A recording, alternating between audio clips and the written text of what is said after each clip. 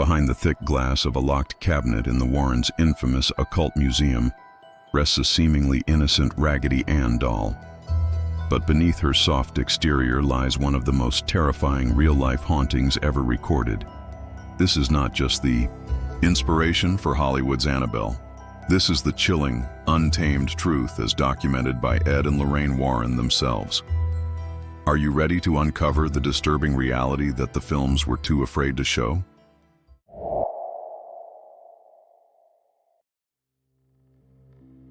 The summer of 1968 was unremarkable in most ways. Connecticut hummed quietly, caught in the usual rhythm of suburban life. But for Donna, a nursing student in her early 20s, and her roommate Angie, that summer would mark the beginning of a descent into something far beyond the rational world they knew. Their small apartment was modest, beige walls, a narrow hallway, and the faint scent of lavender air freshener always lingering in the air. But what would begin to unfold there could never be explained by science, nor contained by prayer alone. Donna had received the doll as a birthday gift from her mother. A large Raggedy Ann, secondhand but in good condition, with that red yarn hair and sewn-on smile. She placed it on her bed casually, thinking nothing of it. But within days, the atmosphere began to change. Donna would come home from her classes to find the doll in different positions, not wildly displaced, but subtle shifts. Its legs crossed when they hadn't been, its arms folded, its head turned just slightly. She chalked it up to her imagination, or Angie moving it without saying anything, until the parchment paper appeared. Neither Donna nor Angie owned parchment. Yet there they were, small, crumpled pieces scribbled in what looked like the handwriting of a child, reading phrases like, "Help us," or "Help Lou." The notes were found in different parts of the apartment, always near where the doll had been. The air grew heavy, difficult to breathe.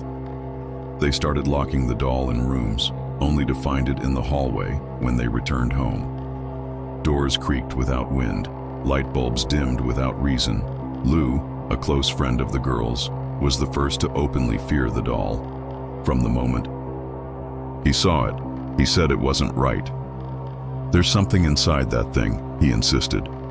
Donna dismissed him at first, but he remained convinced. One night, Lou had a nightmare, or so he thought, of being paralyzed in his sleep, with the doll crawling up his chest. Its cotton arms were pressing against his throat, suffocating him. When he woke, the doll was on the floor near the bed, face up, staring. Then came the scratches. 3 deep marks appeared across Lou's chest one morning, still red and burning. They hadn't been there the night before. No explanation. He swore the doll had done it, but it was made of fabric. It couldn't scratch. That was when Donna agreed to contact a medium. Maybe, she thought, they were dealing with the spirit of a child, lost and scared, only trying to make contact. The medium's story was tragic. The spirit's name was Annabelle Higgins, a young girl who had died in the area under mysterious circumstances. She had been lonely, and when the doll arrived, she latched onto it. The medium explained that Annabelle liked Donna and Angie. She wanted to stay. Moved by compassion, and perhaps a sense of guilt, the girls gave their blessing. They told the spirit she could remain with them. That night was the last peaceful night they would ever have. The next week unfolded like a fever dream. Whispered voices late at night, barely audible through the walls. Footsteps echoing across the apartment when no one was walking. Donna began waking with bruises, small, circular, like fingerprints. Angie's keys vanished from her bag and were found under the sink, soaking wet.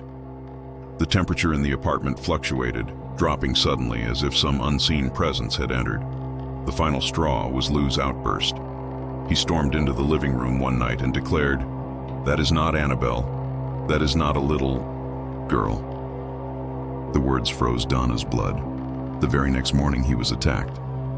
Lou had been sleeping on the couch. He awoke to the feeling of pressure on his chest and saw Annabelle at his feet. Then pain shot across his torso. He screamed. Donna and Angie rushed to find him shirtless, bleeding. 3 deep claw marks sliced through his skin. He was barely coherent, insisting again and again that the doll had done it. That was the moment Donna reached out to Father Hegan, a local Episcopal priest. He listened patiently and said he believed the matter was beyond his spiritual authority. He contacted his superior, who in turn reached out to the famed paranormal investigators, Ed and Lorraine Warren. When the Warrens arrived, the apartment itself seemed to recoil. Lorraine, delicate and perceptive, immediately sensed the entity's darkness.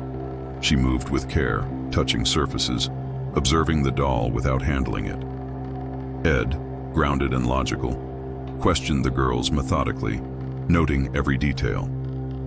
After an hour of examination, Lorraine closed her eyes and spoke. "This is not a little girl. This is not Annabelle Higgins." She had entered a trance state briefly, and what she described was horrifying. The entity had never been a child. It had never lived. It was inhuman, demonic. It had deceived them, used the false identity of a child to lower their defenses, to gain permission to enter their lives. Ed explained what they were truly facing. Spirits cannot possess objects, but inhuman entities can attach themselves to objects and manipulate them, use them as vessels, as tools. The doll was a Trojan horse. The goal was clear: wear the girls down emotionally and spiritually, make them vulnerable, then possess one of them. The solution was urgent and immediate. A blessing ritual was arranged. Holy water was sprinkled in. Every corner, scriptures read aloud, prayers cast into the air like shields. The entity resisted. The apartment shook, lights flickered. The doll was removed, bound in a holy cloth, and placed in the back seat of Ed's car. But even on the drive to their home in Monroe, Connecticut, the attacks didn't stop. Ed lost control of the steering twice. The brakes failed. The car veered off the road narrowly, twice avoiding fatal accidents. Lorraine reached into the back seat, splashing holy water onto the doll, commanding the spirit in the name of Christ to cease. Only then did the car settle. When they finally arrived at their house, Ed locked the doll in a specially constructed wooden case, reinforced with religious relics and blessed by priests. A warning plaque was nailed to the front. Positively do not open. Still, the doll watched from behind the glass, and the Warrens knew deep down that this case, unlike so many others, wasn't over. The Warren residence in Monroe, Connecticut, was modest on the outside, but inside it housed one of the most disturbing private collections of supernatural relics in the world. Crosses adorned nearly every doorway. Relics were locked in cabinets behind glass blessed by clergy, and in the basement, deep within the heart of their home, stood the Occult Museum. And within it, behind thick wood and reinforced panes, rested Annabelle. Ed placed the doll carefully inside the case. He had no doubt it was still dangerous. Lorraine, though often calm even in the face of darkness, wouldn't go near it. She stood at a distance, whispering prayers under her breath. That night, they locked the museum and sealed the case with a prayer of protection. But the presence hadn't weakened. Shortly after Annabelle was brought into the museum, strange incidents began to plague the Warrens' home. The family cat refused to go near the basement door. Their granddaughter Judy complained of whispers in her room at night, a small girl calling her name. Lorraine, ever in tune with the supernatural, began seeing shadows pass through hallways. Not just from the corners of her eyes, but directly in front of her. One evening, a Catholic priest, Father Jason Bradford, visited the Warrens to examine the museum and offer his blessing. He was a young man, newly ordained, skeptical but respectful. As Ed recounted the history of the doll, Father Bradford approached the case and chuckled. "This is just a rag doll," he said. "You can't be serious." Ed's expression changed, instantly. "Don't mock it. That thing has caused real harm." But Father Bradford tapped the glass and replied sarcastically, "If this thing is truly possessed, then it can stop me now." Ed urged him to leave immediately, visibly shaken by the priest's irreverence. Lorraine stood silent, but her face was pale. As the priest departed, Ed warned him, "You've been warned. Be cautious on your way home." That same night, as Father Bradford drove back along Route 59, his car veered suddenly into oncoming traffic. He narrowly survived a head-on collision. Later, from his hospital bed, he told Ed the last thing he remembered was seeing something in the rearview mirror, a shadow, no larger than a child seated in the back seat. Annabelle had heard the challenge, and she had answered. From that point forward, the Warrens enforced a strict rule around the doll. No one was to touch the case, no one was to mock its contents, and above all, no one was to ever open it. Still, curious visitors arrived. Many left laughing, mocking, believing it all to be superstition some never made it home. The museum had become a magnet for the curious, the thrill seekers, the skeptics. On any given weekend, Ed and Lorraine would receive guests, students, priests, believers, and non-believers, each one drawn by the infamous doll that now rested behind locked glass. One afternoon, a young couple in their early 20s arrived. The man, tall and arrogant in demeanor, smirked as Ed recounted the story of Annabelle. "So you're saying this ragdoll tried to kill a priest?" he asked, laughing. His girlfriend looked uneasy but said nothing. He approached the case and knocked. "If you're in there," he said mockingly, "prove it." Ed's face turned to stone. "Don't," he said. "You have no idea what you're inviting." But the man only laughed harder. "It's just a story, old man." They left shortly after, roaring off on their motorcycle. Lorraine watched them disappear down the hill, a deep sense of dread forming in her chest. Less than an hour later, Ed received a call. There had been an accident on Route 25. A young man had lost control of his motorcycle and struck a tree. His girlfriend survived, but the rider had died instantly. According to the survivor, just before the crash, he had swerved wildly, claiming to see a girl standing in the middle of the road. A child, pale, with red yarn-like hair. Ed didn't need confirmation. He knew.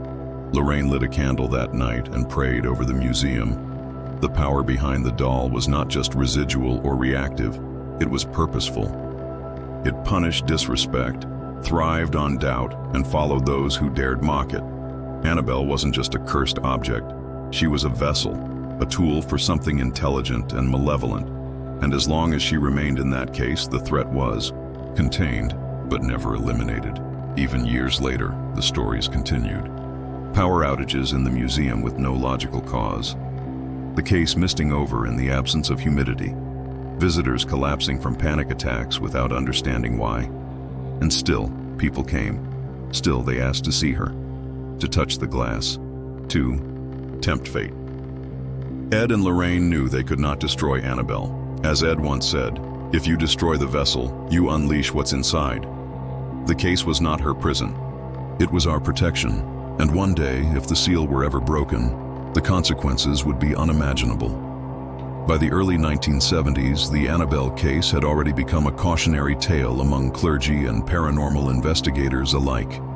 Ed and Lorraine Warren never paraded it as mere spectacle. They treated the doll with solemn reverence, as one might treat a loaded weapon. It remained locked away in the basement museum, untouched, behind reinforced glass inscribed with protective blessings. Yet the strange occurrences continued, never diminishing, only evolving. At night, Lorraine would sometimes feel the pressure of unseen eyes watching her from behind closed doors. Judy, their daughter, had once described a dream so vivid and terrifying, it left her feverish for days. A dream of Annabelle standing at the foot of her bed, whispering in a tongue no human spoke. Lorraine had her room blessed twice after that. The Warrens understood a truth that few others did. A demonic entity does not sleep. It waits, it listens, and Annabelle, though confined, was still very much active. During a late autumn evening, a man named Harold arrived at the Warren home. He had recently read about their work in a regional paper and requested to see the museum. He wasn't a skeptic, he said. He had experienced things himself. Lorraine hesitated. Something about Harold's energy was off, not openly disrespectful, but charged with something darker. Ed, however, agreed to the visit. As Ed guided him through the museum, explaining each item with measured gravity, Harold remained silent. When they reached Annabelle's case, he stood there for a long time, his expression twisted into something unreadable, a mixture of disdain and hunger. He asked if it was true that the doll had caused death. "Yes," Ed said plainly. "And pain. She has hurt people who doubted, and worse to those who mocked." Harold stared at the doll, his hands shaking slightly. "I want to buy her," he said.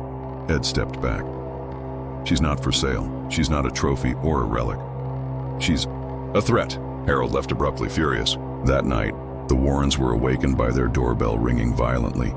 When Ed answered, no one was there. Only a black feather, placed neatly on the welcome mat. The following week, they read in the newspaper that Harold had been admitted to a psychiatric hospital.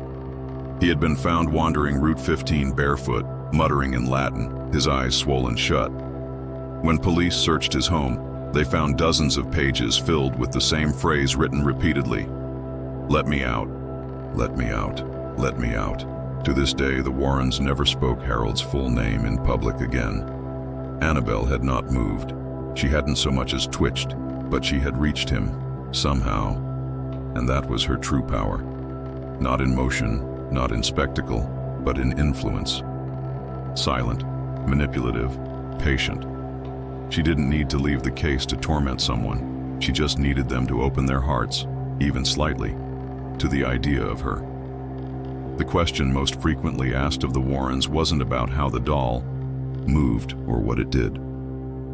It was about what it wanted. Lorraine once answered this with chilling clarity. "It doesn't want, it takes." Possession, Ed explained during a university lecture in 1975, doesn't happen overnight. It's a slow, deliberate process. First comes infestation, odd noises, strange smells, flickering lights. Then oppression, sleep paralysis, terrifying visions, attacks in dreams. And then, if the spirit is strong enough and the host is weakened, possession. Annabelle was never just a doll. She was an instrument used during the early stages of infestation. The entity behind her preferred manipulation to overt displays of power. It thrived in the subtlety. In the summer of 1976, a college student named Maria visited the museum with her mother. She had a deep interest in demonology and had studied the Warren files exhaustively. Unlike many others, she wasn't dismissive. She was fascinated.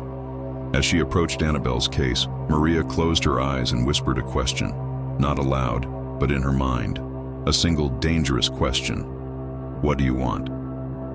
When she returned home, her mother began to notice a shift in her. Maria stopped sleeping. She refused to eat. Her room became dark, the windows always covered. One night, her mother awoke to the sound of Maria speaking in a low growl, pacing her room. When she burst in, she found her daughter sitting in the center of the floor, surrounded by symbols drawn in chalk. Maria was taken to the hospital. Doctors found no medical explanation for her behavior. When the Warrens were contacted, Lorraine immediately sensed what had happened. Annabelle had heard her question, and something, perhaps not the full entity, but a fragment, had followed her home. It took 3 months of prayer, fasting, and spiritual intervention to clear the influence from Maria's life. She never returned to the museum. From that point on, Ed and Lorraine began limiting access to the museum. Visits became rare, highly supervised, and only by referral through the church or trusted scholars. By the late 1980s, Annabelle's story had become legend.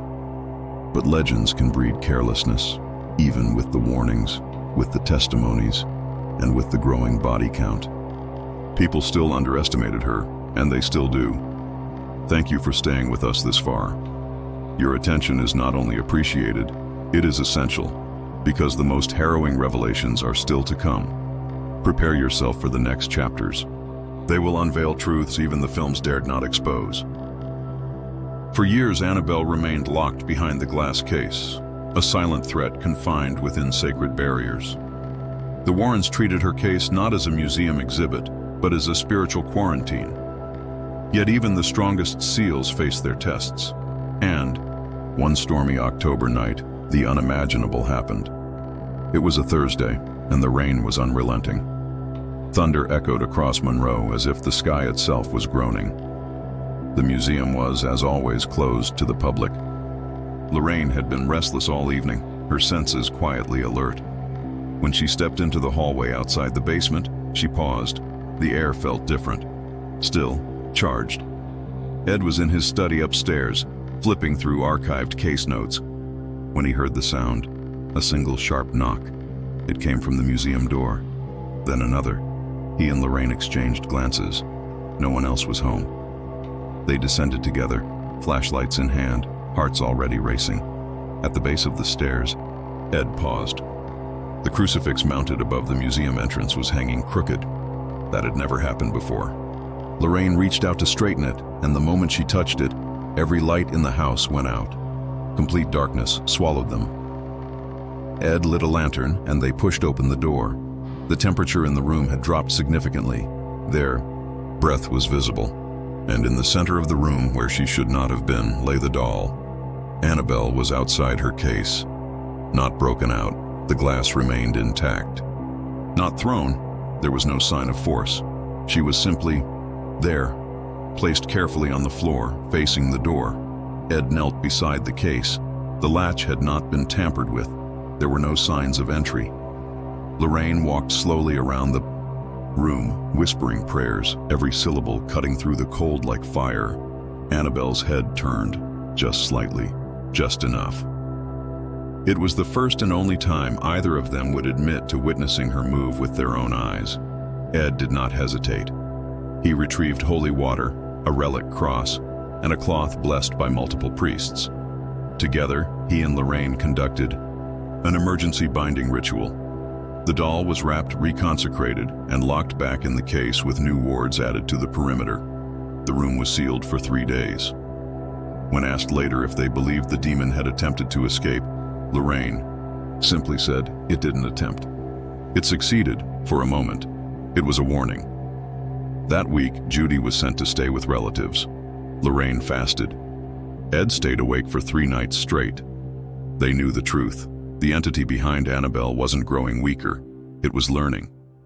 In the early 1990s, a pattern began to emerge. Across the East Coast, reports surfaced of a man visiting sites of known hauntings. He called himself the Collector.